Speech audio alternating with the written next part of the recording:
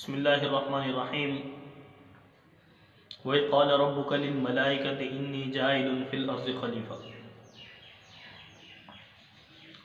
میرے بھائی دوستو، اللہ رب العالمین نے کائنات کا ایک نظام جو بنایا ہے،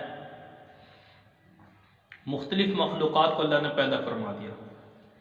ان تمام مخلوقات میں سے ایک مخلوق ہے جس کو اللہ نے اہمیت اور فضیلت دی ہے، جس کو اشرف المخلوقات کے نام سے یاد کیا جاتا ہے، اور وہ ہے انسان۔ تو گویا انسان کو اللہ رب العالمین نے اس کائنات کے اندر جتنی بھی مخلوقات پیدا کی ہیں تمام میں افضل قرار دیا۔ اور اللہ رب العالمین نے جب انسان کو بنانے کا ارادہ فرمایا تو فرشتوں کے سامنے اس بات کا ذکر کر دیا کہ میں اپنا خلیفہ انسان کو مقرر کرنے لگا ہوں، زمین میں ایک مخلوق بنا رہا ہوں۔ تو جو اللہ رب العالمین نے اس انسان کو اشرف المخلوقات بنا دیا، تو گویا اللہ رب العالمین نے فرمایا کہ خدا کی زمین ہے تو نظام بھی خدا کا ہوگا۔ ظاہر ہے اللہ نے آسمان کو بھی بنایا ہے، زمین کو بھی بنایا ہے، اس کے اندر جتنی بھی مخلوقات ہیں تمام کو بنانے والی ذات اکیلی اللہ کی ہے۔ تو اللہ فرماتے ہیں کہ جب خالق بھی میں ہوں، مالک بھی میں ہوں، رازق بھی میں ہوں، سب کچھ کرنے والا میں ہوں، تو پھر نظام بھی میرا ہی چلے گا، حکم بھی میرا ہی چلے گا، اس دھرتی پر خدا کا نظام ہی چلے گا۔ تو میرے دوستو یاد رکھیں، گویا اللہ رب العالمین نے انسان حضرت آدم علیہ السلام کو بنایا۔ تو جب آدم علیہ السلام کو اپنا خلیفہ بنا دیا اس دھرتی پر، تو گویا آدم علیہ السلام ایک نبی تھے، اللہ کے برگزیدہ انسان تھے، نبی تھے، حکم کے پابند تھے، جیسے اللہ حکم دیتے وہ پورا کرتے رہے۔ تو گویا اللہ نے پھر ان کے بعد مختلف انبیاء کا سلسلہ جاری فرمایا۔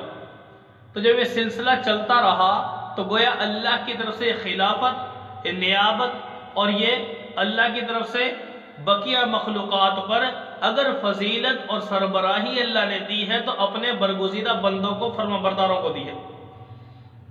تو نبی علیہ السلام کے بعد تو کوئی نبی نے آنا نہیں، تو پھر پیارے پیغمبر نے فرمایا کہ میرے محبوب، یہ خلافت اور یہ نیابت اور یہ حکومت اور یہ سربراہی اگر ہے تو آپ کے خلفاء میں، آپ کے صحابہ میں چلے گی۔ پھر گویا وہ بھی اہل علم تھے، ان کے بعد ان کے شاگرد، ٹھیک ہے، ایک سلسلہ چلتا رہا۔ تو گویا نظام خلافت اللہ نے اگر دیا ہے تو اہل علم کو دیا ہے، اہل دنیا کو نہیں دیا۔